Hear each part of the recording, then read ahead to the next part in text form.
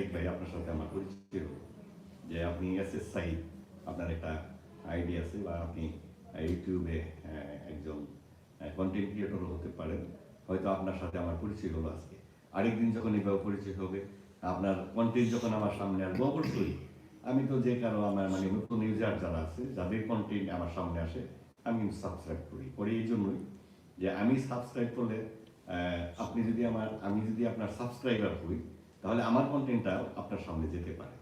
এই জন্যই সাবস্ক্রাইব করে আপনাকে আমার কন্টেন্টটা যেন আমি আপনাকে দেখাতে পারি, এই জন্যই সবাইকে সাবস্ক্রাইব করা উচিত।